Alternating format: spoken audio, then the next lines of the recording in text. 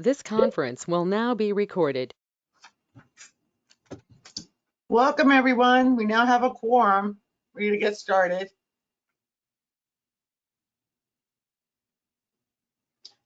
Hello, Mayor Cold Iron. Hello and good morning. I was having technical difficulties there for a few minutes, so I'm glad I got in. Yes, me too. I do need to step out at 12:25. Okay, that's very precise. Yes, that's fine. I do everything down to the minute. Yes, yeah. Oh, very busy. Yes, absolutely.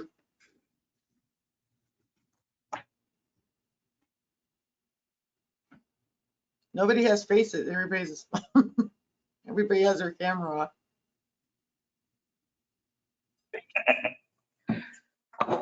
Now I'm bringing the meeting to order. Let's go over the note for participants. The meeting can be accessed via https://sfregionalcouncil.org. This meeting has been recorded. Please mute your microphone when you're not speaking. If you're dialing in, please mute and unmute yourself by dialing *6. If you wish to be recognized by the chair, we encourage you to comment in the chat box or to physically raise your hand so it can be seen on camera. If you are a member of the public and would like to make a comment to the chair will announce when the public comments will be heard. If you are appearing as caller or by phone number in the attendees list, please update your name by right-clicking on your name or identifying yourself in the chat, and we will change it for you. We'll now stand for the Pledge of Allegiance. Mayor Ross, if you'll please lead us. Thank you.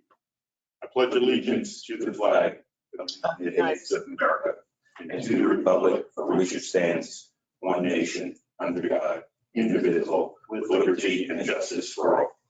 Thank you.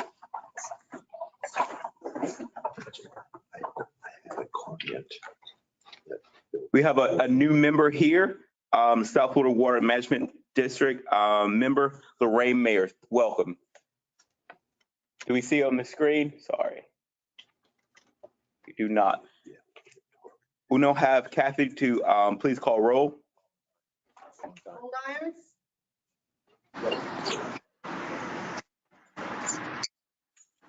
Gordillo,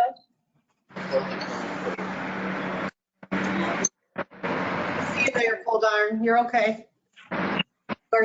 Fur? Here. Garcia? Here. Geller? Here. Gilbert?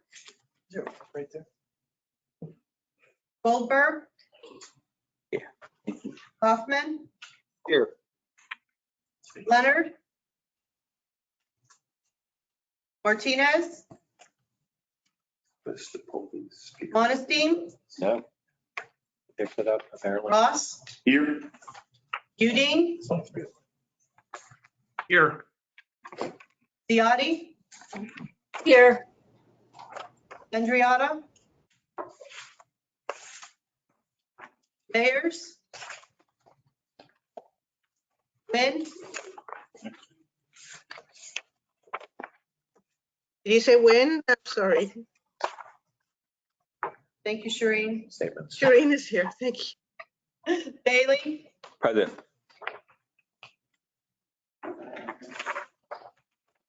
Great, thank you. We have a quorum. In front of you, you have the agenda for today's meeting. Is there a motion to approve? So moved. Geller. The item has been moved by Senator Geller and seconded by Mayor Ross. All in favor? Aye. Any opposition? Show our agenda adopted. Chair, move approval of the minutes of April 26th and May 7th. Second. Senator Geller has moved to approve our minutes, seconded by Mayor Ross. All in favor? Aye. Any opposition? Show the minute has been adopted. You just approved both. Yes, sir. We're now on to our financial report. Record the motion carried and covered both 26 Yes, sir. and the I said- 7. Correct. Thank I you. said for both. Our finance manager. Good morning, everyone. Well, the financials for the SFRPC are sound. We'll start with the general fund on page 1. If we go to the liabilities on fund balance for the general fund, they decreased in $107,627. That's due to payroll and other obligations. The general, fund for federal, state, and local projects increased in $16,327. The revolving loan funds, liabilities and fund balance have increased in $264,107. And the South Florida Regional Prosperity Institute remains intact. If we go to page 2, with April gone and it being the 7th month of the year, we're at 58.33% of the fiscal year lapsed. The total revenues are at 64% of the total budgeted. The expenses are at 53% of the total budgeted for the year, and the CARES Act funding are at 56% of the budgeted for the 2 years. So they are going faster than we thought. I want to add that we are in the middle of our annual audit, and it's about to be done. So in our next board meeting, hopefully we'll be able to present the findings and the results for the annual audit. That's Thank you. all for my report.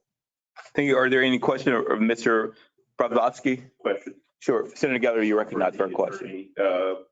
I noticed that the allowance for loan losses had gone up between the February 21 and March 21 by what I'm assuming was one loan that went bad. Can you tell us about that one loan? I guess I can, if I may, Mr. Chair. through Or the is chair. it Sure. something I think litigation that you should not? Or will we be dealing this later? no. I think the answer I got was different. It was, and I'll have Mr. Mr. Sure. Tart, perhaps? Mr. Tart to kind of elaborate. The answer that and Isabel, it was basically that we now have additional funding to do more loans, and it was increase that amount. But Isabel, she's gonna follow up. So what went up was the allowance for loan losses. Yes. So what happens, Senator, is that when we give out loans, there is a loan loss reserve that automatically is attributed to the I loan loss. understand a certain percentage of our lending ability. Right, it's not an actual loss, but it's just a buffer for some reason, it's an accounting reason. So even though all our loans, for example, in the CARES portfolio, you will see they're all performing perfect, the loan loss reserve goes up as we lend more money. All right, thank you. Thank you. That was an adjustment due to the increased amount of loans. Mhm. Thank you. As a Are reserve. there any other questions on the financial report? All right, seeing none, and is there a motion to approve the report? You did. So moved. Anastasia. Was that somebody said, Ziotti seconded. thank you. So Udine, he made the motion and Ziotti seconded the motion. All in favor? Any opposition? Show that our finance report is adopted. I'll have Sam to explain the procedure for the next item. Thank you, Mr. Chair. If I can, for the record, there are several steps of approvals for your consideration under item number 4C with regard to the comp plan proposed items and then the adopteds. We have a tradition in history here where I'll read into the record the items collectively as the proposed and collectively as the adopted. And for the record, the council will approve each in a separate vote on both proposed and adopted. With your permission, I'll read into the record 4C regarding the proposed comp plan amendments, which are of course required to be reviewed by this agency under state statute. The City of Ventura, 21-01 ESR. The City of Doral, 21-01 ESR. City of Doral, 21-02 ESR. The City of Florida City, 21-01 ESR. The City of Homestead, 21-01 ESR. The City of North Miami, 21-02 ESR. The Town of Southwest Ranches at 21-02 ESR. And lastly, among the proposed, which also call for public hearing, is the City of Sweetwater, 21-01 ESR. Those are the proposed items on the record, Mr. Chair, and for the council as well. Thank you, Mr. Gorin. Move approval of the proposed comprehensive plan amendment reviews. Senator Geller has moved to approve, seconded by Mayor Ross. And public, Mr. Chair. Are there any comments in the chat? Any public comment? Seeing none, All in favor of the motion? Any Aye. opposition? Show the items are adopted. We're now on the proposed. Yes. We're now on to our adopted item. Thank you, Mr. Chair and council members. The adopted for the record are as follows. Broward County 21-03 ESR. Number 2 is the Monroe County 21-03 ACSC.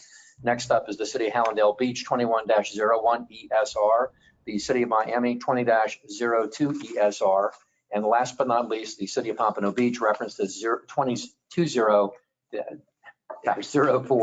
ESR. Those are the adopted. Public hearing on all of them as a collection. Mr. Chair and the council, you have them before you. Thank you. Thank you, Mr. Gordon.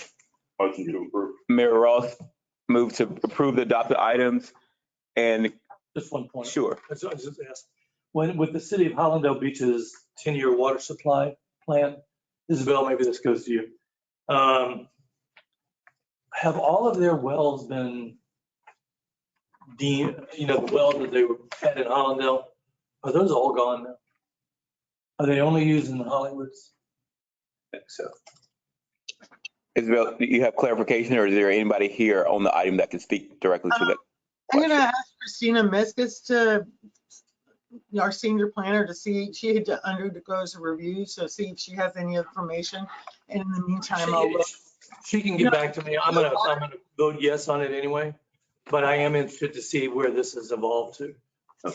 Or I can tell you 10 or 12 years ago, there was only one left. That's what I thought. I wondered if that, I was like, my question I was, have to assume from everything we hear from at the water board that that's gone, but. I think they're using Hollywoods. I think it is, but I will look up the report for you, council member, I'll look it up while we're. Okay, That'd be great. That's all I need. thank I don't you. want to speak, Okay, thank you. And also, if you could just bring the, when we get the answer, we'll bring it back and just present it at the next meeting so everyone can be on the same page. The item has been moved by Mayor Ross. It was seconded by Senator Geller. Seeing no public comment in the chat, all in favor of the adopted items? Aye. Any opposition? Show the motion carries. We're now on to a presentation. I'm very excited about this presentation. Alex Reed, she has been so helpful to me and many municipalities in South Florida over the years. I'm going to go over her bio. She was appointed as director of FDP, Office of Resilience and Coastal Protection, in November 2019. To focus the agency multifaceted approach to addressing coastal related activities. And I'll just stop there. The rest of the bio is in the packet. Isabel, it looks like you have a comment. Sorry. Yes, our time starting for Alex Reed's at 11:45. 11:45. Sorry. Okay. Not 10:45. Okay, so we'll continue on with our agenda. It's 11:45, not 10:45. So. It just confused me. That's all. I'm sorry. No problem.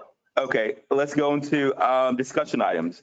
We will now have our executive director's report. Mr. Chair, if you will, Public you've got items on clean cities. Oh, clean cities, yes.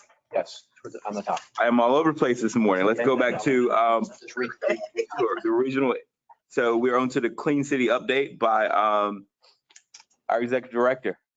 Yes, I can. And we also have Alicia Lopez, who's our Clean City coordinator, available to help. So as you will see in the agenda item, the Clean Cities Coalition has been in existence for more than 25 years. It's a broad-based coalition, and Councilmember Asa was the board representative on the coalition. She had a special interest in it and became chair and chaired it for many, many years. So this is simply an opportunity to update you on the activities of the Clean Cities Coalition. You'll see information in the memo, as well as a flyer of council highlights that talks about different things that we've been doing. And again, Alicia Lopez is here to answer your questions. And we're here as staff just asking if there is a board member that has an interest in the Clean Cities Coalition, we would love to have you join the board. Quick question for you is, I was going to ask, so that's perfect. I was going to ask you. So we have a member. I'd like to nominate Commissioner Furr. Okay. I'd like to second that. All right, we have a motion to nominate Commissioner Furr. We have a second. Showing a unanimous consent, you are our new member to the Does he Clean Cities accept? Coalition. Does Commissioner Fur accept? He did. He accepted before we nominated him. Exactly. For the record, Mr. Chair, that was by clear and concise acclamation. No vote was required. It was unopposed. That was Well, thank you very much. And Councilmember Fur, we will arrange a briefing for you, bring you up to speed and all the different things that have been going on with the coalition. Okay. Thank you, Bill. So item F, I think is a continuation from our previous, definitely big shoes to fill. Patty was amazing. So our next item, I think, is a continuation from our previous meeting. So our previous meeting, we wanted each county to submit 2 items that they felt that were priority items. With those, we were then going to submit those to the Treasurer Coast when our conversation. We had 2 items submitted by Broward County, 2 items submitted by Miami-Dade County, and Monroe County are submitting their items, which we will discuss. And then our staff had a couple other items that they wanted to present along to have in the packet.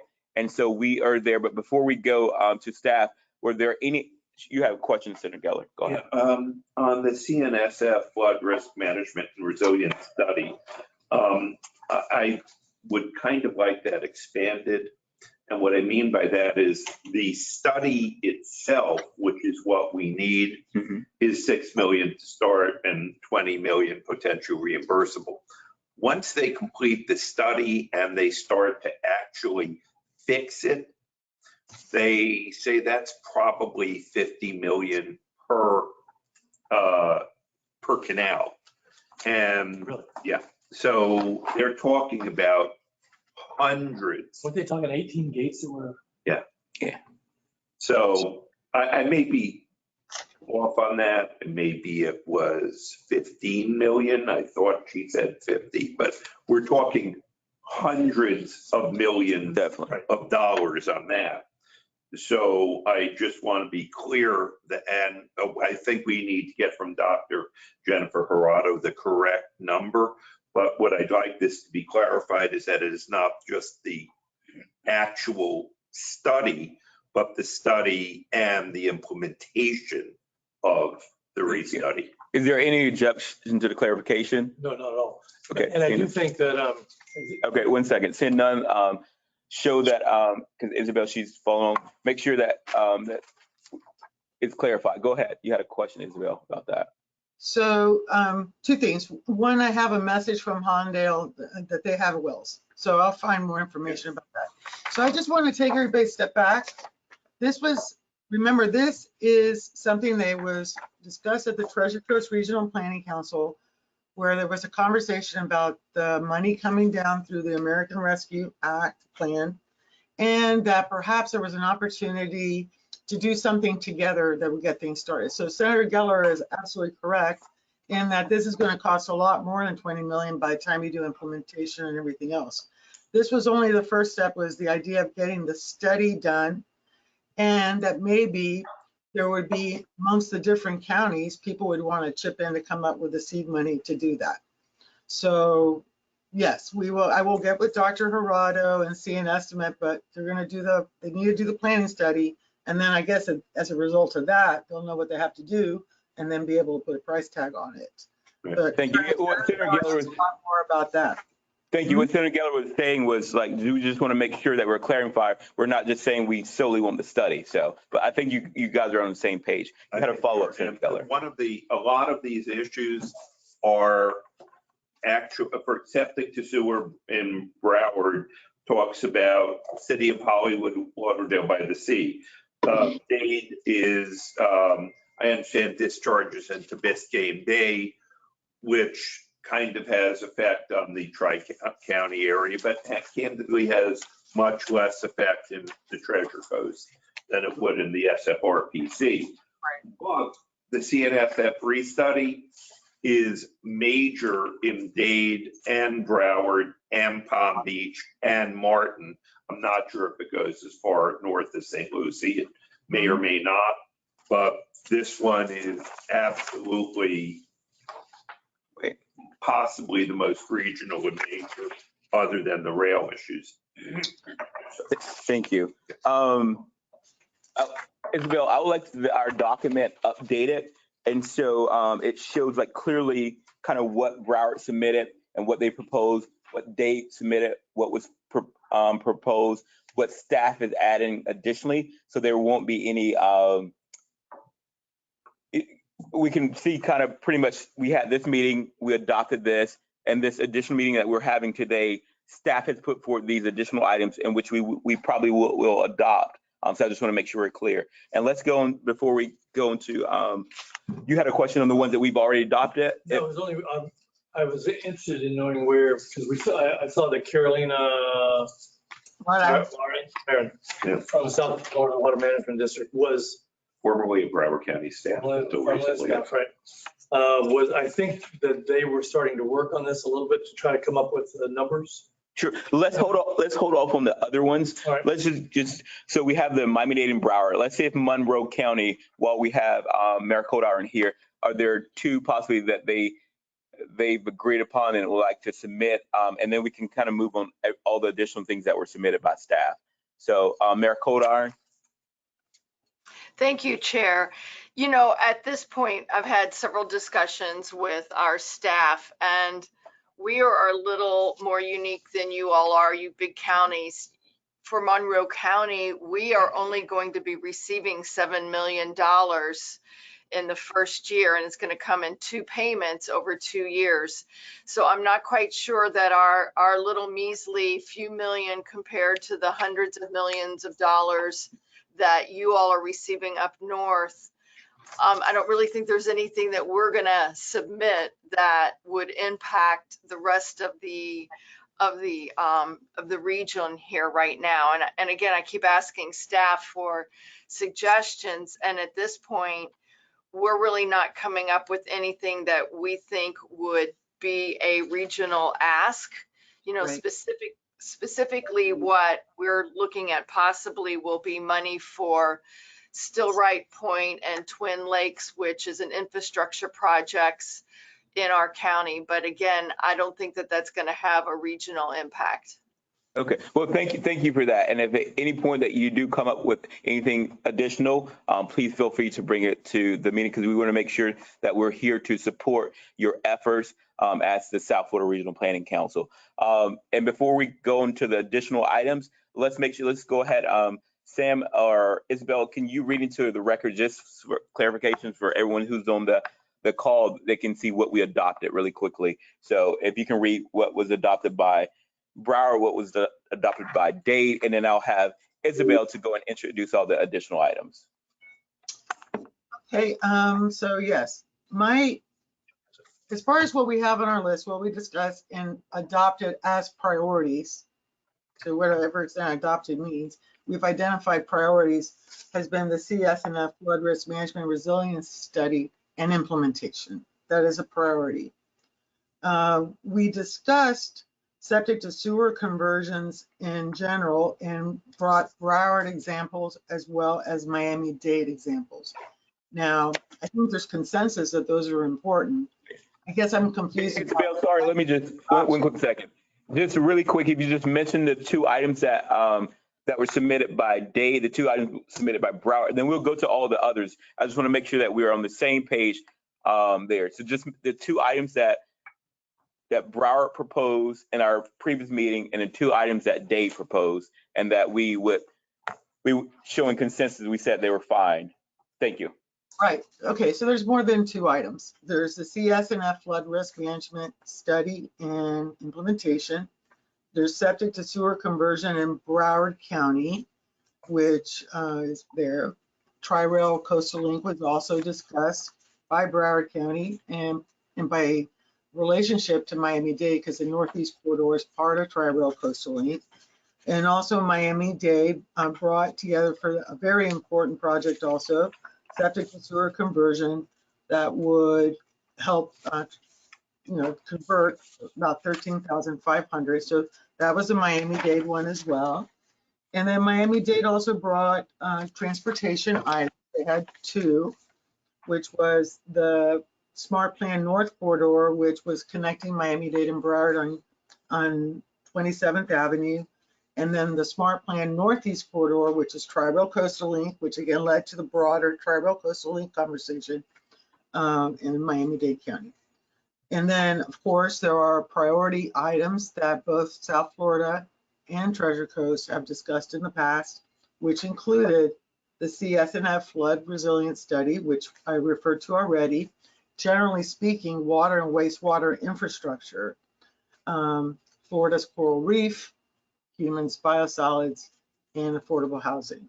Those are the different priority consensus issues that we have discussed as areas of importance for both councils. Point of information, Yes. on the Smart Plan North Corridor, was that a consensus? Yes, it was in our meeting. Okay. Yes. The northeast corridor was, not the north corridor. No, the Northeast Corridor was, well, see, this is the thing. It's a consensus. Really good. Okay, one second, Isabel. It's a bit confused. So the items that says consensus, those were the items. So the northeast, or has a consensus, was a consensus item. Just the north was not. No, you asked me to tell the priorities of Miami-Dade County. They brought two priorities. One was north and one was northeast. And then it was discussed that the Northeast Corridor was very important as it relates to Tri-Rail Coastal Link. Okay, Not like consensus. thank you. So, correct. Northeast. So the northeast was adopted by consensus. The north was mentioned. Okay, and so now, Isabel, if you, all the additional, so just for the record, let me just make it, I have a question on a Sure. different topic. go ahead, Senator Geller.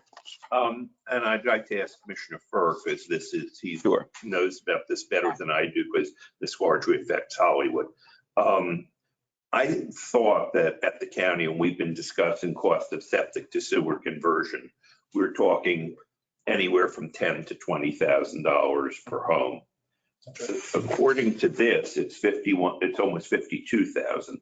You look on page 7, it's showing the conversion of 13,500 homes at a cost of $700 million, which comes out to $52,000 a home, which seems outrageously.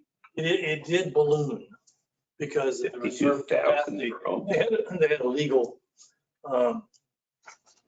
challenge. Normally it would have been around 14,000.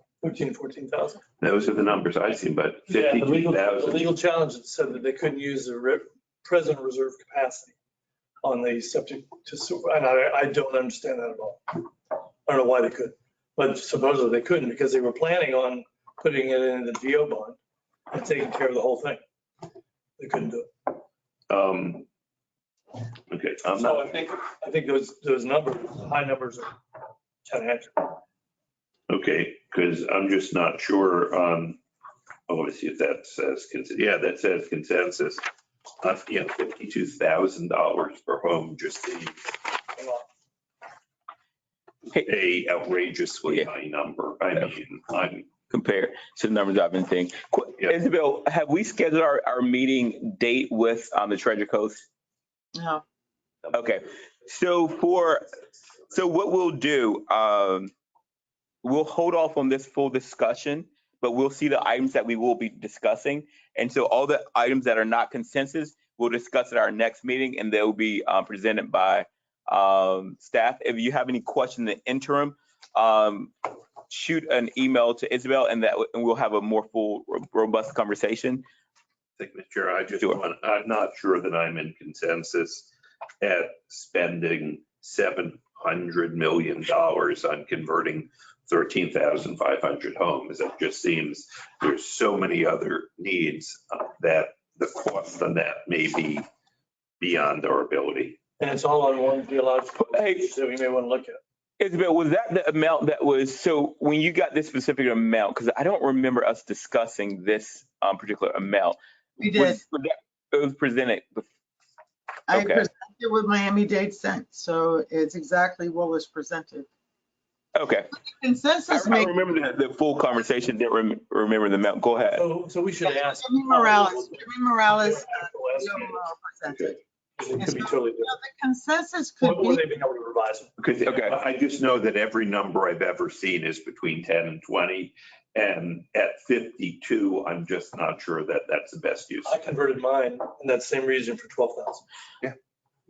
Okay, so what we'll do, we'll hold this conversation off until our following meeting. We'll put a question mark by the Miami-Dade County item. Senator Geller, is it specifically, so if the amount was reduced, if it's, That was my only Okay, concern. that's your only concern. Between 10 and 20,000. Okay. Between 10 and 20, then I think it's a good use of money. If it's 52,000, I at that point, I have to start questioning. Okay, thank you. And so we will make a note of that. We'll have Isabel to reach out to Mr. Morales, express your concern, and see if he can be present at our next meeting when we discuss the full items. And we'll break up this packet also so it's a little more clear. So the items, like what we adopted consensus, will be at the very top, and all the additional items that we be presenting will be at the very end. Sure, go ahead. So just for clarity, I appreciate what you're saying. When I'm looking at this, I'm looking at two issues coming out of Broward County. I'm looking at the CSNF and I'm looking at Tri-Rail. Correct. Correct. And also, and Isabel, also, we have the consensus item for that we agreed upon last year. Since we are doing an additional meeting, of course, these were the items that were adopted last year, but we want to make sure that we kind of open it up to have all other items. And so let's move that away from our consensus and kind of put that along with, because are you suggesting that we take these same items to this meeting? Is that what I'm understanding, Isabel? I'd like to ask just for your guidance, board. So I think this conversation is very important, but I have to ask myself, is it reason? Okay, remember the idea is, are there projects that everybody would chip in to do because they're so important and it wouldn't get done otherwise? So I would suggest that even having this conversation is groundbreaking, that there would be a conversation where Broward would pay part of Miami-Dade and Miami-Dade would pay part of Palm Beach, or whatever the combination is. But maybe the consensus is water infrastructure is important. So with the money that we're getting, we're going to work on our water infrastructure issues, because I have a hard time understanding at this very early stage, and I could be wrong, that's why I'm asking for guidance, why Broward County, who has 400 million or more of septic to sewer conversion, would take their money and put it in Miami-Dade that has 700 million, whatever the number is. So maybe the consensus is we're all going to work on water infrastructure because there's septic tanks up and down. I'm just saying as an example. Sure. So, let me speak to that, Isabel. So the goal for this, and I think this will help with your guidance, the goal for this is for each county to kind of look within, look at their long-term comp plan, see what specific item that they have, they feel that are number one issue, and bring it forth. And as a council, we work together to bring down additional funds. We're not specifically asking Broward County to pay for Dade's issue. We're asking Dade to identify what they feel is their number one issue that they need assistance with. And when we, as a team, when we submit for funding for federal and state, like as one packet, we say, hey, we have identified these are our regional issue. And so it's not. So Chair Bailey, that is a great approach, but that was not the purpose of the conversation that Treasure Coast approached us on, which is, I guess I haven't done a good job of explaining it. Treasure Coast's idea was, we are going to get a big tranche of money as a result of this American Rescue Plan Act.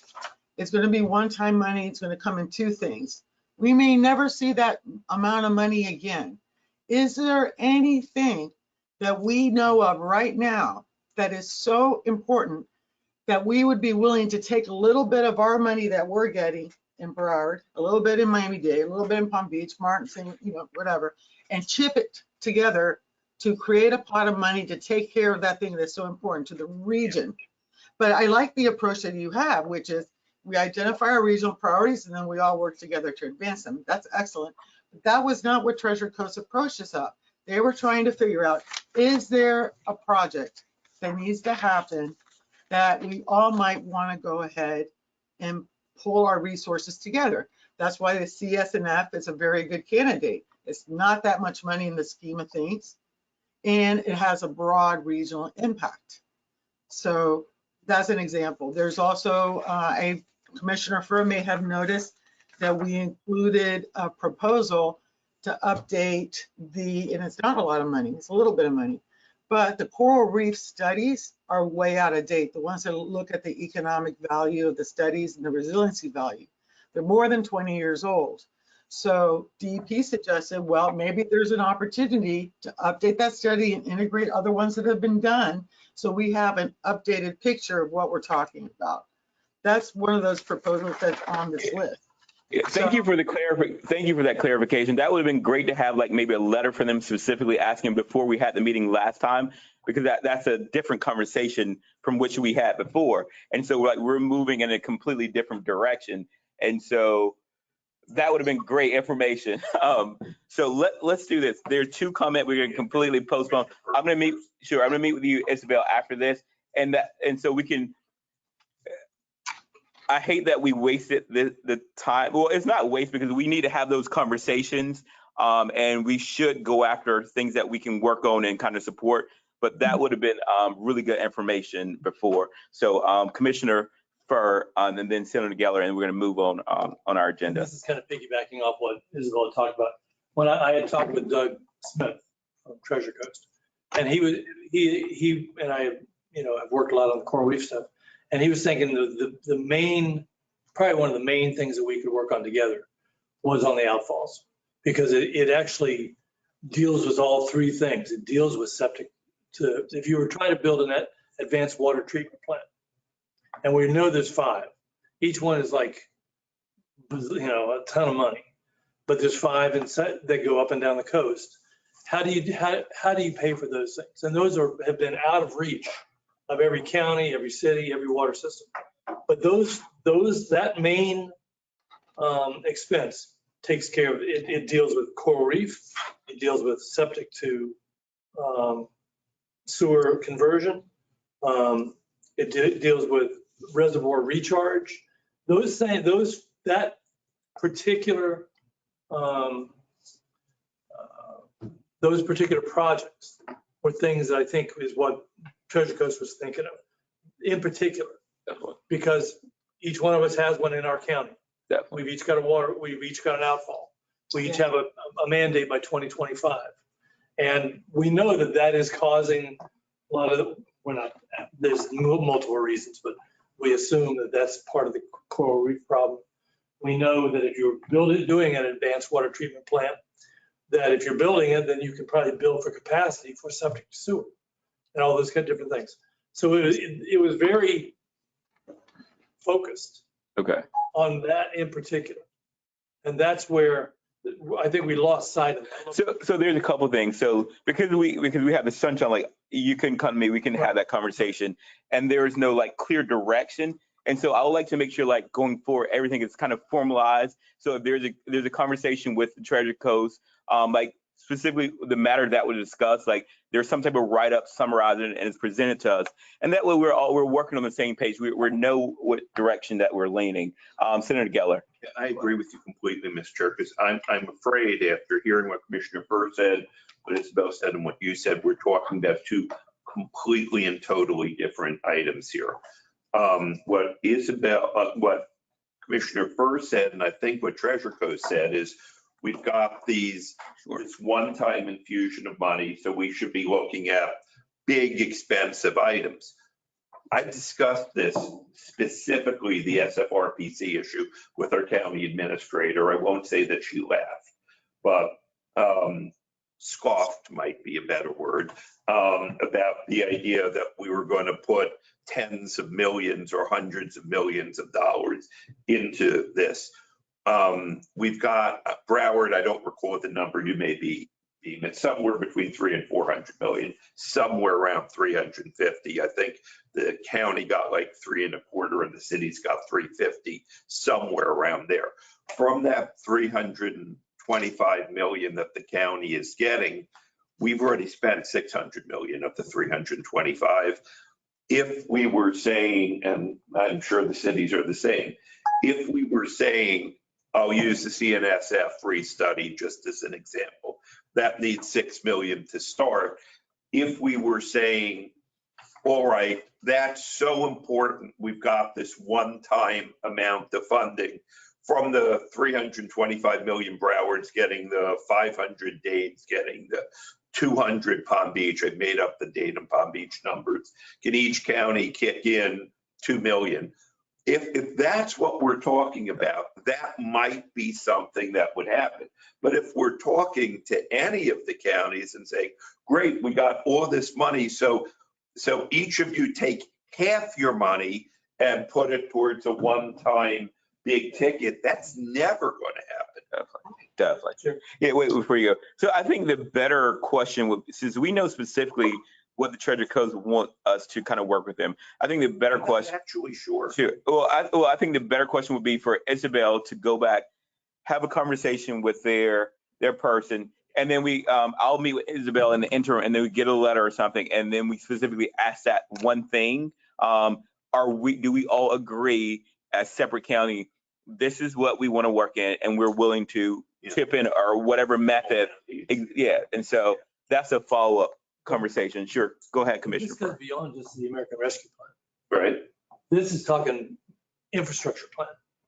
Right. Totally different pot of money. That's where I'm listening to, It says American Rescue Act. but and I could be wrong on this, but my understanding from having talked with Doug, and I'm assuming he was thinking, no, let's think in terms of infrastructure plans coming down the pike. Not just this, because this is, I agree, this is going to be a hard one to pull a lot out of. We're thinking big infrastructure projects. The outfall, advanced water treatment, those are infrastructure projects. That's a whole different ballgame from trying to pull it out of this pot. And consequently, I think we want to be thinking that list that we have together, we probably want to have all of them at the ready in case, for various infrastructure pots that may be, available. We don't know which one's going to be, which one we hit. Respectfully, I think what you're saying is completely correct, but I think we're having two separate parallel conversations. Right. Right. And one of them is American Rescue Act, which is what it says. American Rescue Act money. Can we get each of the counties to contribute a small amount to something that really is regional? And that is issue one. Then issue two, separate and apart from that, is are there big regional projects that we need to be working on together? So the problem here is we're having two separate but parallel discussions. And as we're discussing them, we keep mixing them up. And that's what. So let's clarify. Sure. When we're thinking big infrastructure projects, that's what, and I don't know if Doug's on the line or not. No, but I think we'll have a follow-up with Doug, but go ahead. Sure. Because that's what my conversations with him, and we're talking about trying to do these regional stuff. Yeah. Was talking about those big things, that big infrastructure money coming down the pike, not necessarily, because the American Rescue Plan is, it's big, but it doesn't lend itself to these other projects. So I think that's the problem. We're off here a little bit. Right. So really quick, and I'm going to have a conversation with Isabel. So we find something major that we can work on together that very, very important, which treasure codes believe they kind of already have an idea in mind, but we'll make sure that we are in agreement with that number one priority. And then we also look at what specific items our separate county needs, and we're looking for other pools of money, or just to have something ready when different things that we've adopted, like, hey, we've already had this discussion and you should look at this. Go ahead. One final thing, because we have a speaker that may be able to speak to what's coming up. Yeah. And one thing that she'll be like, for instance, one thing she'll be able to speak to. So right now there's they just created a $100 million grant program for resiliency item. and her department, they're gonna have to score it. And they're looking for kind of regional impact. And so I wasn't just thinking the American Recovery Act. I was thinking like we look at different county things that are pretty much vital that we can kind of work on together. And then we have that list already together. And so when we're talking to these different people, we already have our list ready to go. But go ahead. And I think what the thought was, if we all got on board and say, okay, Miami-Dade needs to do their advanced water treatment plan now. Let's all say, yeah, give them the money because that's going to cost $300-400 million. You're not going to be able to build 5 of them at a time. So you do one at a time, and we all say, do that one, work your way up. But here's one issue though. Never Yeah. do that. I was gonna say, and here's another issue too. We have to make sure that the county that we say that they are in agreement, because during our conversation we had a couple weeks ago, they said they weren't there. I think it wasn't. And so we have to make sure that we're all on the same page. We're speaking the same language, and everyone agree that we're speaking for, our particular area. The idea was, Sure. the idea of that was recognizing that all of it is going out to all of our reefs. Yes. I'm not even sure Broward legally, I'd ask Sam, can spend money at a Dade County project. Well, it wouldn't be Broward money. You're talking about infrastructure money from federal. That's what we're looking at. I think what Commissioner first saying, like if we put together let's say we identify Broward, but when we submit different proposal, we have the backing of the regional council saying like this item has came before the regional council, kind of almost like a resolution say this is a priority item, but not taking specific funds from Broward County. Is that correct? Okay. All right. Thank you. All right. So I think Almost quote me. When I see the document in front of me, I will look at what it says. Right now, I'm hearing too many discussions that are confusing too many issues. definitely. Okay. Thank you. All right. Let's move on to our executive director's report. If I could, Chair, the items that Repeat that. I'm sorry. if I could please go through the items that were part of the proposals. We had a risk. No, let's postpone that entire the F. We're going to postpone that entire discussion on F. Okay, very good. Thank you. Thank you. I really don't have a lot to report now. We're working on the proposal to the South Florida Defense Alliance. That's been going very well, and I thank you all for your support so far. And that, again, as a reminder, is to help do a military installation resiliency assessment that will look at our military bases, some of them which are targeted by the Department of Defense as vulnerable. Right. Yes, I'm sorry, Chair. Is there something? I'm sorry. I apologize. Mayor Ziotti had comments on the previous item that we had. She had a few comments in the chat and I did not see her. I don't want her to think that we're ignoring her. Do you have the ability to speak, Mayor Ziotti?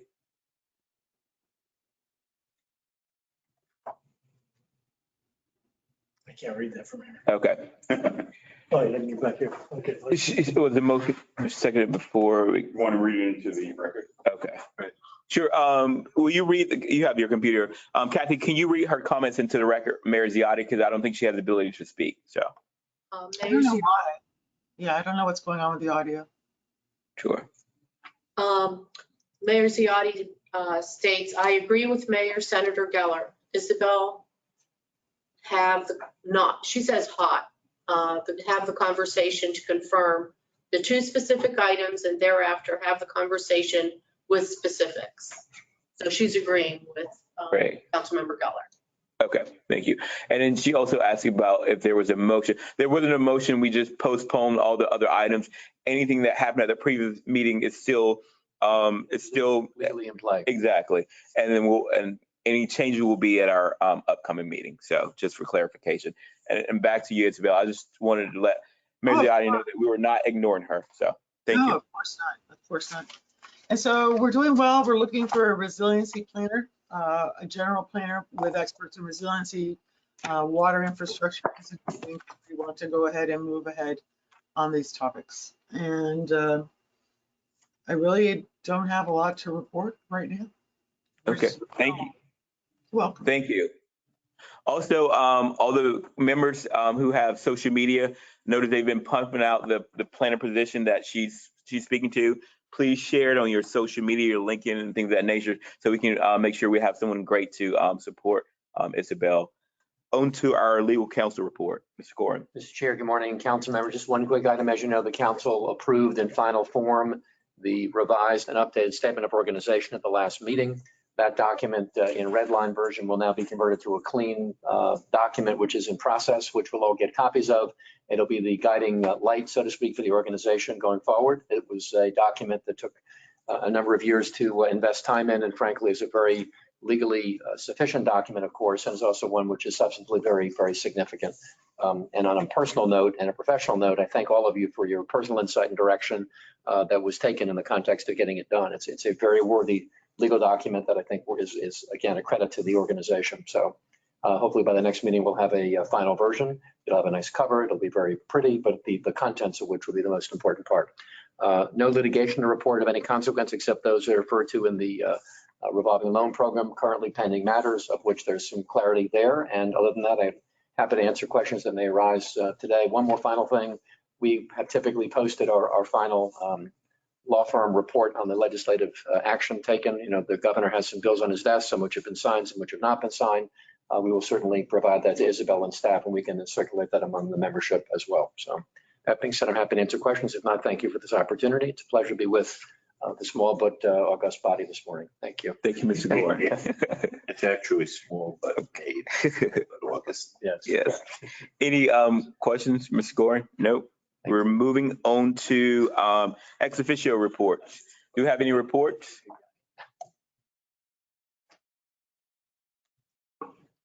Looks like we do not have any. On to the revolving loan fund status report and the CARES Act RLF status report by Mr. Tart. Yes, good morning, council members. I'm glad to report that the CARES Act program continues to do quite well. As everyone knows, back in August of 2020, EDA funded us $5.38 million for businesses, small and medium sized, throughout our region that have been impacted by COVID. I'm glad to report we have 16 performing loans on our books that are all representative from Monroe, Miami-Dade, Broward, and even a bit of Palm Beach. We did fund $3.5 million to date. That's 65% of our $5.38 million. So I just ask as many members, council members, to still continue to work with us to advertise our program. We have a very nice performing Facebook and social media advertisement and survey that we're getting a lot of responses from our region. So we really want to be able to help as many of those good businesses that have been impacted by COVID. We hope maybe perhaps there may be some additional monies. We keep our fingers crossed and our ears open for any additional monies to be able to continue to help those businesses in our region. Also, just on our traditional RLF that continues to perform, we do have 2 loans from past administration that Sam's office has been kind enough to work with us to address those bad borrowers. One, we're continuing to pursue litigation against, and a second that we are seeking some sort of settlement from that borrower, but Sam's office is aware and working with us. Thank you, Sam. And we continue to look for opportunities for that program as well. We have about $650,000 available, so we will continue to advertise that program as well, in addition to our CARES Act. That's my update for today, unless there's any questions. Thank you, Mr. Tart. Are there any questions? Seeing none. All right, we'll move on to our next item. We do not have any development of regional impact items, no status report. On to the council highlights in your packet. Thank you, Isabel, for this. Hopefully everyone got a chance to look over it. Usually we have items for reports of different council member. I'll start off really quick. Had a conversation with Isabel, went well, about getting out of Broward and venturing and going to see some other of our other counties. And says the Broward mayor. I'm sorry. Definitely. So she's looking at hopefully, and currently we have Hollywood, but hopefully we're looking at our next meeting possibly at Miami-Dade County. She's beginning conversation. We're not sure like what it will take. And then hopefully the next meeting after that, we will be able to go down to Monroe County, because I think it's very, very important to touch the places that we represent and allow them to kind of feel included. And so hopefully the next two meetings will change. And if so, you will get an alert saying we will not be meeting in this office. Our next meeting hopefully be at the commission chamber. Go ahead, Isabel. Yes, I just want to make sure that we're going to have 5 people at least in person at these meetings, because if not, we will not have a quorum. So I can reach out, obviously, Senator Garcia's office, Commissioner Monestein, also Vice Chair Oliver Gilbert. But the question is, I can look at a location. There's the Miami-Dade MPO, for example. TPO, they just moved to a new office. I think they have a nice conference room. But we're going to need to have members driving to Miami for the meeting, because if not, we will not have a quorum. Sure, and I drive from Dade, and so that was actually the easier drive for me. Senator Gilbert had to come. Line running again yet? No. I don't think so, but okay. It won't be till near the end of the year. Okay. And the other thing We like the Brightline down to Miami-Dade. Yeah, it was pretty. If I have to drive. Nice.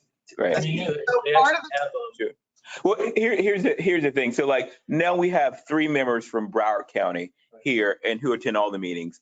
And hopefully if we go to Dade, the Dade members actually come and participate, because this is not just a Broward organization. But do we know the date? We don't know. I think we can reach out to them and see. I think we can reach out to them and see. And also we also have some members who are not just like commissioners, who are not elected, but they're also appointees. And correct or no? they And, don't count to quorum. They don't count to quorum. The ex officio don't count to quorum. No, not ex officio. I'm saying Gubernatorial appointees. They do count. Yeah. Yes. No, the governors do, yes. Sure. So we know we have one person here, and we'll reach out to our other 3 elected officials and the additional appointees, because I think it's very, very important to get out to the other areas. So. I completely agree. I just Sure, want to, Senator Geller. If we're going to meet in Monroe County, you might want to do it on a Friday maybe, but, or maybe a Monday actually, because if you're going to get a quorum, I think some of the people might want to say, all right, I'll go down for a weekend. Right. And I think we will get a quorum there, because we've had one member to definitely drive up. We have the mayor who's very active. I think we'll get a quorum. So I think we give it a shot. I think it's very important. And if for some reason it doesn't happen, we at least we did our part. We showed up in the areas that Monday's work too. Monday. pie. Sure. Right, go down. And Mayor Kodar will make sure we have some great key lime pie when we make it there. Yeah, Monday's work. Sample pie all the way there. Okay. Any other council member report? Oh, Isabel has a comment.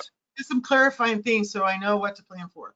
So 1, when we went to Brightline, we were in a small room. Are people comfortable being in a small room now? No. When he was asking about Brightline, not having the meeting there. Dade County Commission Chambers, it was great when we were able to take Sure. Brightline down and then move over to the Metro Mover. Sure. So Okay, let's go ahead, Isabel. We've had meetings at Brightline. Is Brightline out of the question because the room is too small? Because that drops you right at the building. So you Right, don't. but if they're not, if Brightline is, I would love to meet there if Brightline is running. If Wait. Brightline isn't running, there's no reason to meet at the Brightline office. Oh, okay. I didn't realize they weren't running because I don't go to. Yeah. That's what I asked. I would prefer if we could meet, like, because the Brightline's there, I would prefer to meet at the commission chambers if we can actually get at. So. That sounds good. All Okay. right. I will work with our council members there, and Brightline is running. Thank you. So Dinah has already volunteered to help. the date of the next meeting is June 28th, and hopefully that will be in Dade County. And then the following is July 26th, and hopefully that will be in Monroe County. And they can, if though the venue's not available, we can possibly switch those two, where we have Monroe first or Dade first. whatever they're able to work out. But so look at your email like it's a lottery, and hopefully you'll get a nice alert saying that our next meeting will not be here. Thank you. Unless the next meeting on the 28th is in Maine, I will not be there. Oh, wait, so the, counting toward quorum, so Senator Geller has said he will be at the next meeting location. So you have 2 people already, so we just have to get. No, I said Unless it's in Maine. is in Maine. Oh, I thought you said unless. Because I will be in. Oh, I thought you said unless it's Yeah. in Maine. Unless Ah, it man. is in Maine. Okay. If we move the meeting to Portland, I will be there. I don't think we could accommodate that. And I think it'd be show bad taste to go to Maine before we go visit the other 2 counties. So, all right, thank you. So no other I'm gonna council. go ahead and look into the thing. Please understand that we don't have the administrative staff that we used to have. We used to have 5 admin. We're down to one, which is fine because we're still gonna go to Miami. We're still gonna go to Monroe, but it's a whole different world because I have to figure out how to run the webinar and all that sort of stuff. But I will research it and report back. Okay? Definitely. And I'm sure Mayor Cold Iron will definitely help us when we come to Monroe County. Absolutely. Sure. And I'm sure our counterparts at Dade also. All right, on to, so in your packet, you have the attendance form. Please check it over, make sure it's accurate, because remember, we passed a new statement of organization, and there's some things regarding attendance there. On to correspondence and articles. Thank you always, Isabel, for including things that you think are important that we should be looking over. You have those in your packet. Again, we have our upcoming meetings listed below. Hopefully we'll be able to mark out the current place that they're listed as, and there'll be additional places. And that's our agenda. And we're moving on to Alex and see if she's available. Her time certain is at 11:45, but maybe she's available 5 minutes earlier. She's there. Thank you, She's Alex. here? Yes. Good morning, everyone. I'm here. Okay, great. So thank you so much for joining us. It's always a pleasure to work with you. You're always a phone call or email away, and you're very prompt with responding. We just really appreciate you. The council, we had a conversation last week. We really want to work with you as you begin implementing some of your new programs. Hopefully we'll identify some areas in the different county and submit to your office when you're rolling out your new program. So I just wanted to kind of make you aware of that, but thank you for, again, taking the time to meet with us, Alex. Oh, thank you, Chair Bailey and Council. This is an honor. I know that Noah Valenstein, our Secretary of the DEP, wanted to be here, and luckily he was double booked, so I get to speak with you all today. It has been a tremendously exciting legislative session. We do have a lot of new changes and a lot of new opportunities coming into our office, but I was talking with Isabel last week, and I think a lot of people they know DEP, or they think they know DEP, but they may not know all of the different facets of DEP. So I want to take just a couple of minutes and kind of let everybody know all of the different aspects of DEP, because all of those different functions may be playing into our new program as it moves forward. So under Secretary Valenstein and Chief of Staff, we have 3 deputy secretaries, and each of those deputy secretaries are over a separate arm of the agency. We have our land and recreation, we have our regulatory, and we have our ecosystem programs. And so in the land and recreation arm, of course, you have your 175 award-winning state parks, but you also have Division of State Lands. So any activities occurring on state lands, either upland or submerged, we'll need to coordinate with Division of State Lands. On the regulatory side of the house, obviously we have our air, water, and waste regulatory programs. These are largely run by EPA federal programs, but not always. There are also some state-run programs as well, including your environmental resource permitting programs for any dredge and fill projects that impact wetlands. In there, we also have Office of Emergency Response and Law Enforcement and our Florida Geological Survey, great resource for you all statewide. And then on the ecosystem programs arm of the house, of course, my favorite arm of the house includes not only our office, but also our Division of Environmental Assessment and Restoration. Those are our water quality folks. They have the lab here in Tallahassee. They're doing a lot of great works with BMAPs and TMDLs and whatnot statewide. We also have our Division of Water Restoration Assistance. They're a division solely dedicated to a variety of funding opportunities, largely focused on water-related issues. We also have our Office of Water Policy and in Everglades Restoration or Environmental Restoration. So those are the folks working on Everglades projects and also coordinating with our water management districts statewide. And then, of course, our Office of Resilience and Coastal Protection. This was actually created back in November of 19, so we're fairly young.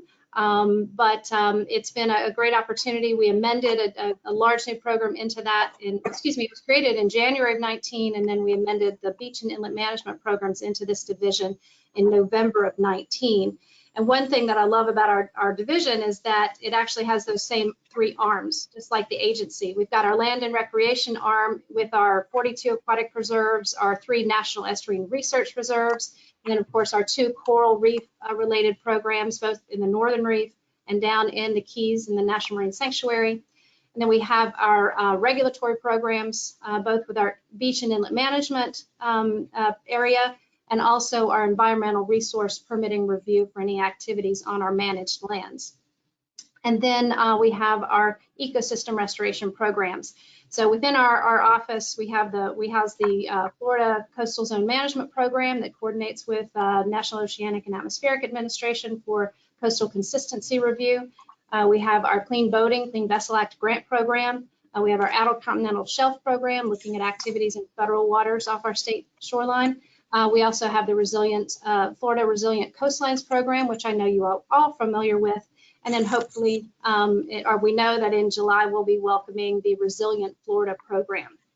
So all of that going on, it's been pretty exciting. So this legislative session provided a lot of great funding opportunities for the division. So beaches programs, I'll start with that. Typically the last 4 years, I believe we've gotten about $50 million in recurring funding for our prioritized beach and inlet management projects. I know there are a lot of great beach projects down in your area, so we're glad that that is supported yet again. And we're fortunate enough to get another $50 million in non-recurring state funding. So that's a huge win for the beach program that struggled for a long time following the economic crisis in the late 2000s. So really getting recognition about the benefit of beaches statewide.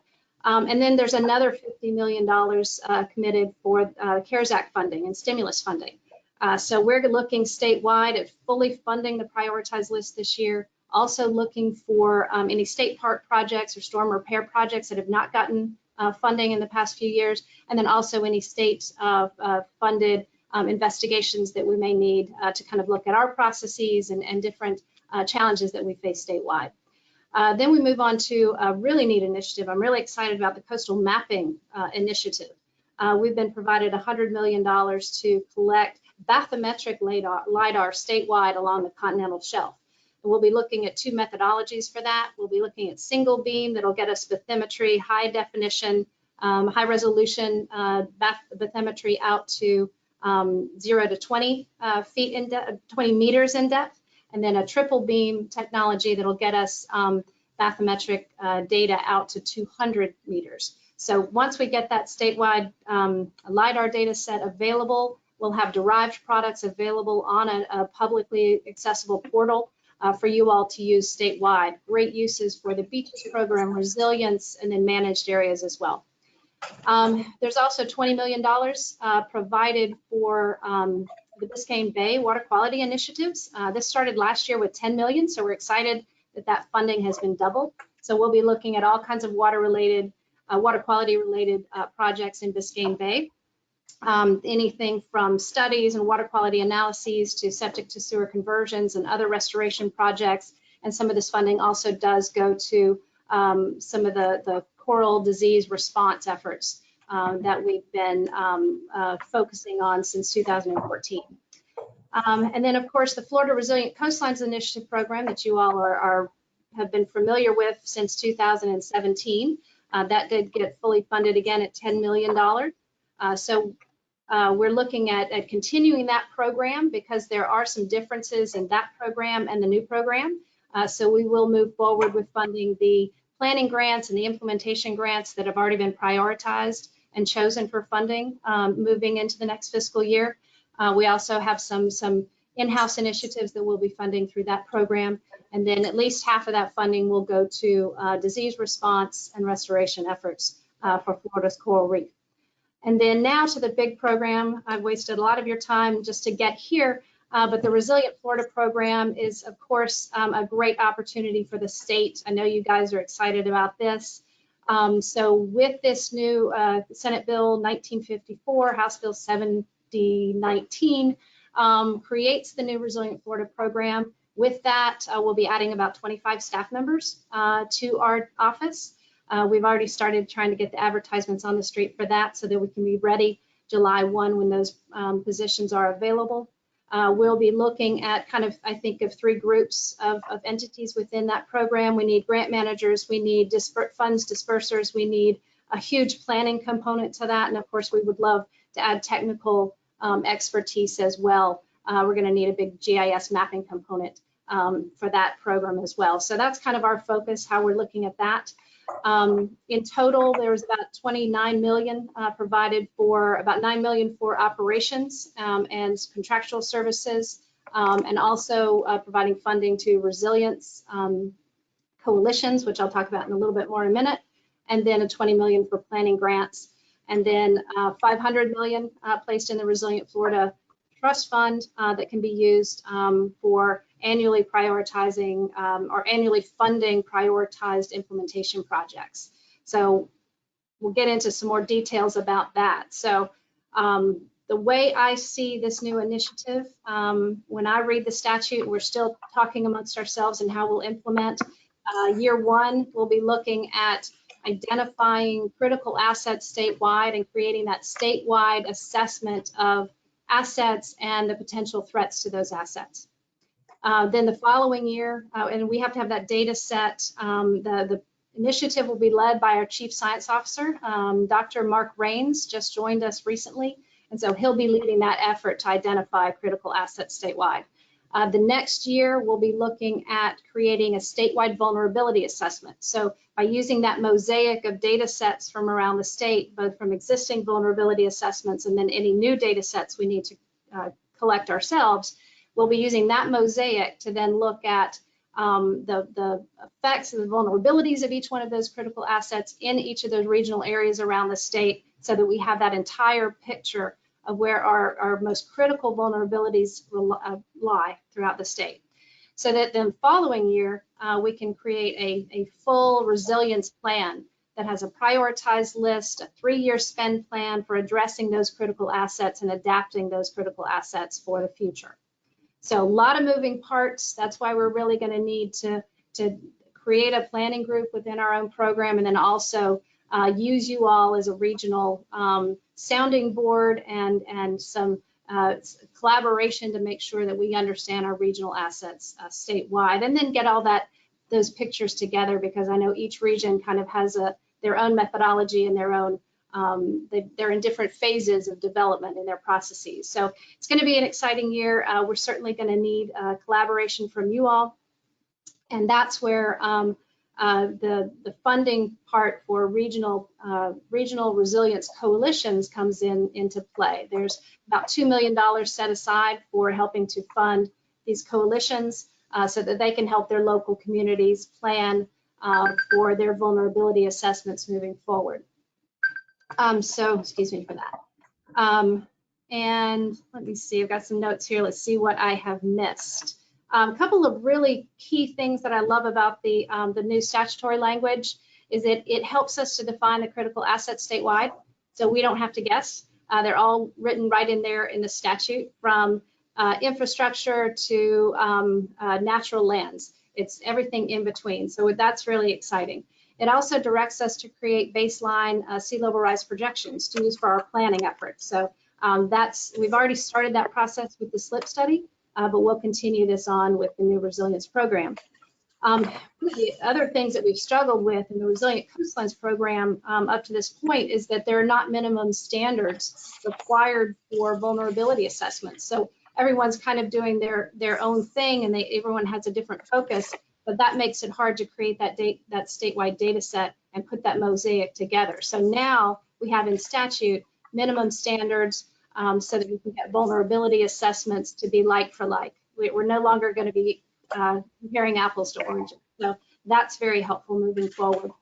And then in the statute, there's a very detailed tiered structure for prioritizing adaptation projects moving forward. So we'll have to go into rulemaking, we'll have to flesh out those criteria, but moving forward as we get that resilience plan established, we'll be able to rank all the applications that come in annually so we can provide that to the legislature for their prioritization and funding consideration. So what are the dates we're looking at? So we're looking at full implementation of the data set, the vulnerability assessment, and the resilience plan by the end of 2023. So leading up to that, by the end of this coming fiscal year, or the next fiscal year, so by July of 22, we're looking at having the complete statewide data set. By July of 23, we'll have that statewide vulnerability assessment, and by December of 23, we'll have that full-fledged resilience plan to the legislature for the next session. So a lot to do in just a couple of years, but it's pretty exciting. And I think those are the high points that I had for you. Just a quick update on the Senate Bill 178. It's really hard to not call it that, but the SLIP study bill that was passed the previous legislative session. We have completed our rulemaking effort. We're looking to move forward with the rule certification process. I believe it's June 11th. We are working really hard with our consultant to get that online SLIP study tool finalized. We're in the beta testing process right now, and we're hoping to have that SLIP study tool go live July 1, fingers crossed. It's a lot of development effort, but we're tying up all the loose ends, and so we're really excited about that. And those are the high points for you guys, and I'm here for questions if you have any. Ms. Reed, thank you so much for that. We're going to open up to questions now from our council. Commissioner Farr. Okay, thank you. Thank you, Ms. Reed. That was very, very comprehensive. It's nice to hear so much is going on. In particular, with regard to the vulnerability assessments, I know from Broward County's perspective, we passed a $3 million, I think it was $3 million, is that right, Commissioner Geller? I'm sorry? The vulnerability assessment plan that we're doing in Broward County. I think it was, anyway, the study that hopefully will dovetail right into yours, because it took us almost a year to figure out the scope of it. And I see that and it looks like you're putting minimum standards on those, correct? So we need to make sure. Sure. Yeah, based on the statutes, right? Well, based on the statutes? Correct. And also really quick, Isabel, she's going to send out the staff analysis for the entire bill. Oh, you sent it? Oh. Okay, perfect.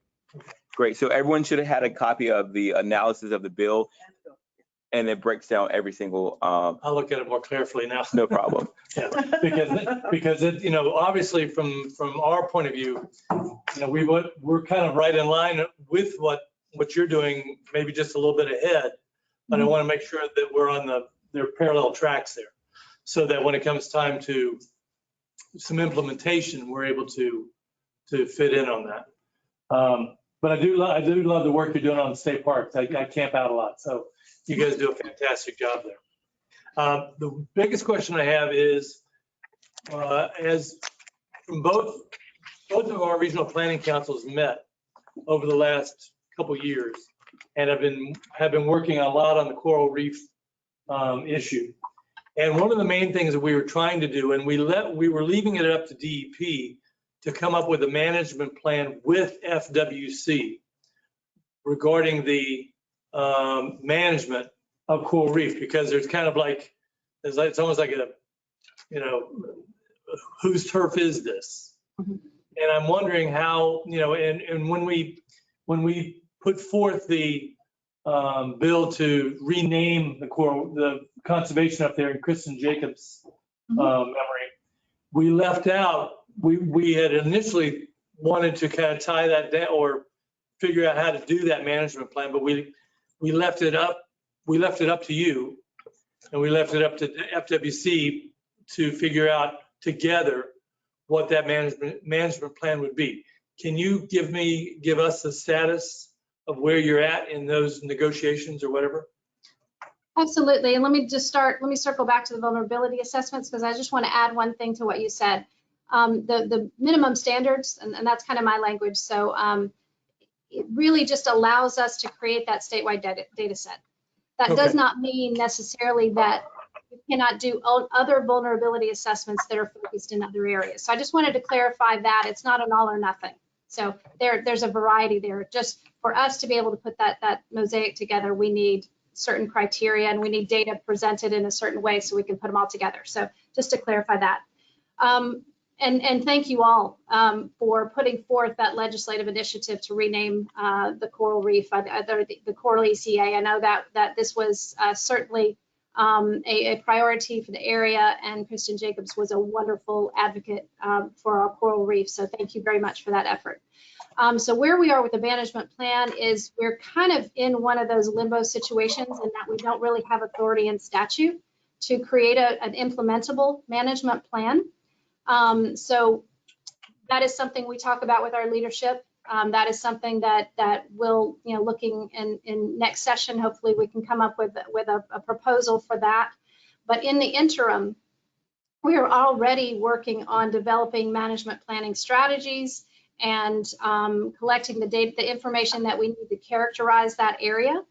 We had used some additional funding that we had at the department to hire a consultant to help us with this effort. So we're working down that road. We're just challenged by that critical piece of authority that we need in statute. Right. So stay tuned. We'll continue those conversations, and we appreciate the efforts that you guys have put into moving us down that path. Is there anything that we can do to help that along? Or, I mean, I don't know what we could do to help on that. With clarification, when you say we, meaning the council or Broward? Planning council. I mean, we put forth, what we'd like to see happen, only because we know how important it is. But that's trying to pull two agencies together. Is there anything that we can do to help on that? Let me see how we are in getting prepared for the next legislative session, and we may need to reach out and be able to illustrate that additional support. I just can't answer that question right this minute. Great, thank you. And I just want to say you've got an all-star on your team with Joanna Walczak. She's been, I've had a chance. Huh? Yeah, amazing, just amazing.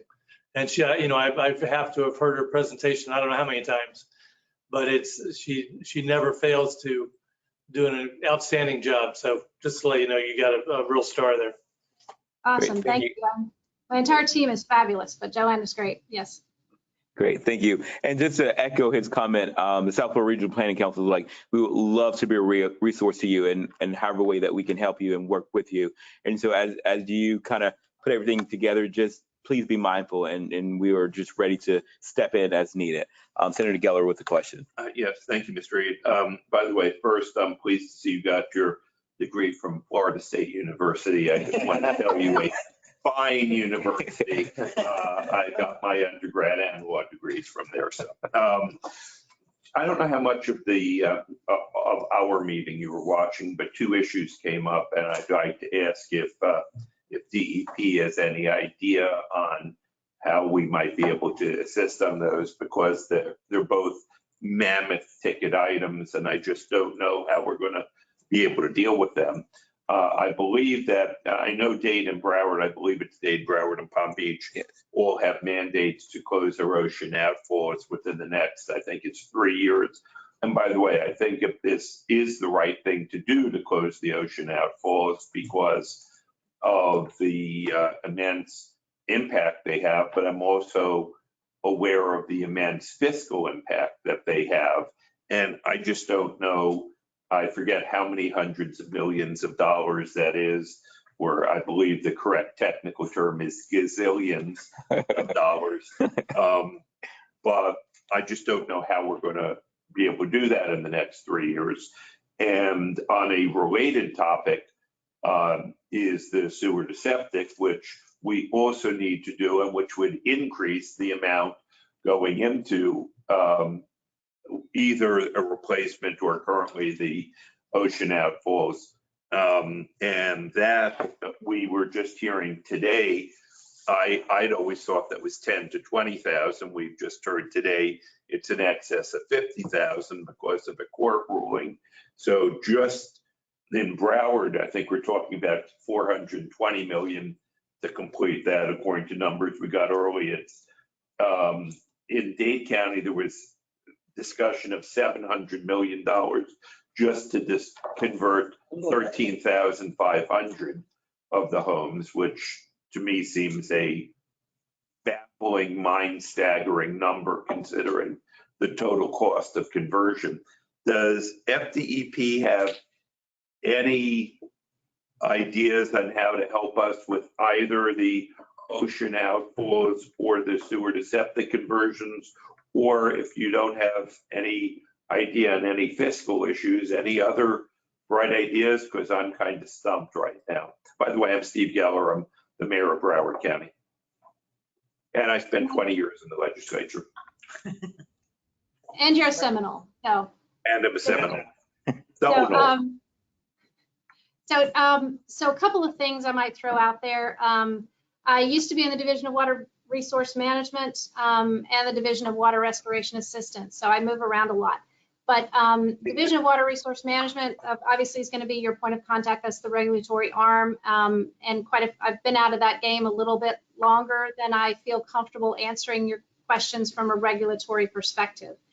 But from the funding perspective, and the Division of Water Restoration Assistance has gotten a lot of, they're equally, they were taken care of during this legislative session. I believe they're bringing in another 500 million for water-related infrastructure projects as well. So a lot of the legislature has recognized that counties have a lot of work to do, and there are a lot of challenges, and there's lots of infrastructure that needs to be addressed, and they're responding very positively by supporting programs for septic to sewer conversion and other water facility related issues. So I think there's a lot of options out there, and I'm happy to give you Trina Vielhauer's contact information. She's the director for what we call DWRA.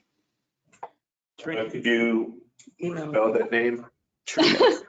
We all stumble with that one. It's Vielhauer, V-I-E-L.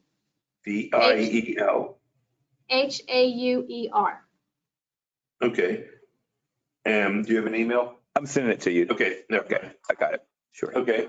Thank you. Oh, sorry. I thought some of that might be in resilience and environment and the coastal protection, which is why I asked you. Thank you. Yes. And there will be additional opportunities in our division as well. So there's lots of there's a multi-pronged approach to our very substantial infrastructure need, and $500 million coming into our program is pretty substantial. But then again, it's the need is greater. The bucket saved, right? Thank you. Thank you. And Trina, she's awesome also. Quick question for you. We're having a meeting where we're looking at all the different priorities for Dade, Broward, and Monroe County. And then we're planning to take those to the Treasury Council and kind of adopt something together. How would that be helpful to you, like when we're looking for funding and things of that nature, if we come together as a region and say, hey, these are is that helpful? Or does it really move the needle? I think anytime you're talking regionally and you're not just looking, in a confined area, you're looking at the big picture. We're going to be able to define those regionally significant assets that are spoken to in the statute. So we've got to stop looking at just our own and look at the statewide picture, especially if we're going to make the dollars go as far as we need them to go. So anytime you can coordinate, we certainly welcome that. That set of funding set aside in the statute for regional resilience coalitions. I think that again, we can make that money go farther. We can help those communities that are not quite as far along in their resilience planning efforts. We can pull them into the circle without having to reinvent the wheel. So anytime we can look big picture, I think we're better off. Thank you. And just one kind of follow up to that. How does what should we be mindful as we kind of host these workshops and things going forward, so we can really complement you and not really kind of waste time and energy? So what are some, I guess, the best ways that are best things that we should be doing? So best practice.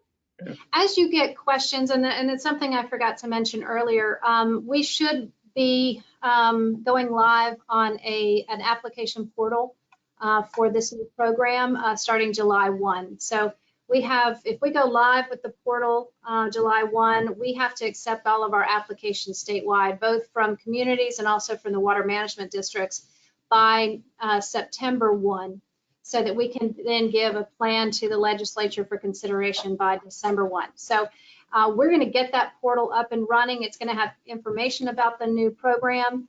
We're going to be able to accept applications for planning grants, also for implementation projects, and also for regional resilience coalition requests as well. So if we use that portal for all of, it's an information portal, and it's also an application portal. We can kind of keep that streamlined so that, we don't necessarily have to answer this. We don't have to have a conference with everyone to get the information out. We're going to have it all in a centralized location. Also, as you have ideas, we need them. Starting a new program from scratch is exciting, but goodness knows I don't have all the answers. We're trying to figure out the best way on a statewide to move this program forward. So if you have ideas, you see critical needs, you see something we're missing, please let us know. There's no way to anticipate all of the different caveats that we can run into every day. So we want to make this an open dialogue. We want to make this a partnership.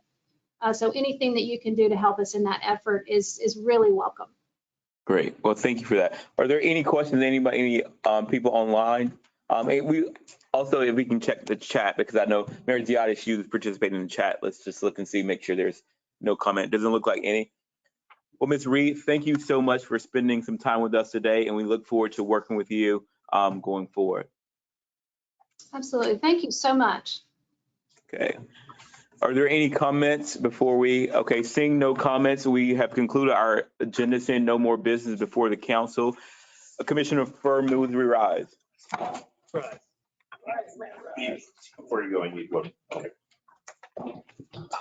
See you later. Are you? Yeah. And I made a couple of changes on that last. Thank you. Okay. And I heard what you